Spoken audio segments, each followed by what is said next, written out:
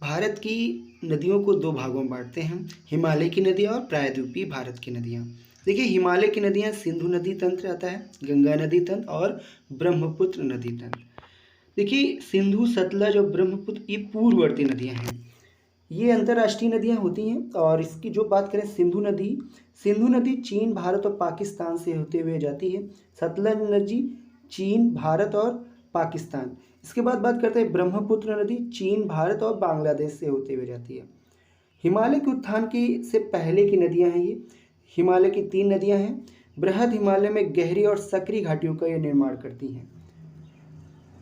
Next point देखिए, सिंधु गाज होता है गिलगित के समीप है, सिपिला गाज सतलज नदी के समीप और दिहांग गाज जो है ब्रह्मपुत्र नदी पर अरुणाचल प्रदेश पर ये बनाती है। तो जो गाज होते हैं, जो धंसा हुआ क्षेत्र होता है वो गाज कहलाता है। जो ये होते हैं ऐसे बने हुए होते हैं। ओके, देखिए, सिंधु नदी तंत्र की बात करें तो सिंधु नदी तंत्र जो होता है, मुख्य नदी सिंधु नदी है। इसमें बाएं तट पर 5 प्रमुख सहायक नदियाँ इसकी होती हैं, सिंधु, झेलम, चिनाब, रावी, व्यास और सतलज। सिंधु नदी तंत्र में 2 नदियाँ तिब्बत के मानसरोवर के तट से निकलती हैं। वो हमारी जो नदियाँ होती हैं सिंधु और सतलज नदी होती हैं। देखिए, जम्मू कश्मीर से निकलती हैं एकमात्र नदी है झेलम नदी। सिंधु तंत्र की 3 शेष नदियां हिमाचल प्रदेश से निकलती हैं, चिनाब, रावी और ब्यास। सिंधु नदी के 5 प्रमुख सहायक नदियां पंजाब में पड़ती हैं, उसे पंचनद कहा जाता है। पाकिस्तान के पठानकोट के बाएं तट पर ये गिरती है। देखिए, सिंधु नदी का उद्गम जो होता है तिब्बत के मानसरोवर झील के चेमांगयुंग ग्लेशियर से होता है। सतलज नदी का जो उद्गम स्थल है तिब्बत के मानसरोवर झील के समीप राकस ताल के पास होता है। झेलम नदी का उद्गम स्थल जम्मू कश्मीर के बेरीनाग समीप शेषनाग झील से होता है। चेनाब नदी का जो उद्गम स्थल होता है हिमाचल प्रदेश में बारालाचाला दर्रे के समीप से होता है। और रावी व्यास नदी का उद्गम जो स्थल होता है हिमालय प्रदेश के रोहतांग दर्रे के समीप से होता है। देखिए, कुछ पॉइंट है। ब्यास नदी सतलज की सहायक नदी है।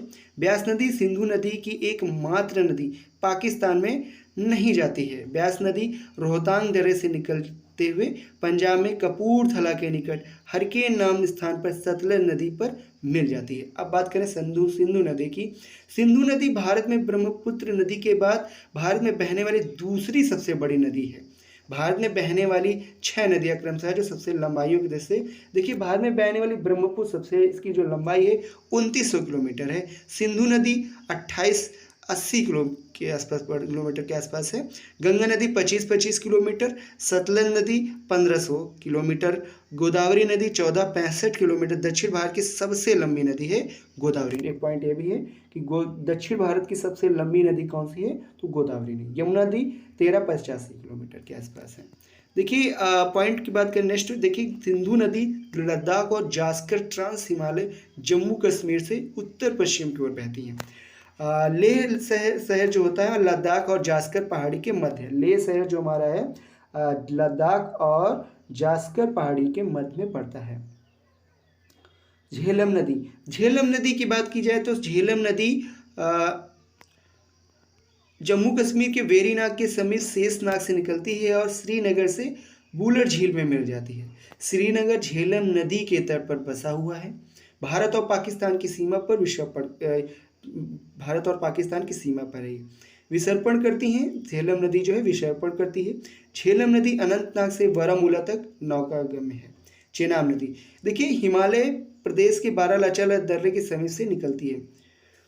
इसी तरह कंटिन्यू बने रहिए। इसके बाद हम नेक्स्ट पार्ट में पढ़ेंगे नदियों के विषय में। ओके, थैंक यू, धन्यवाद।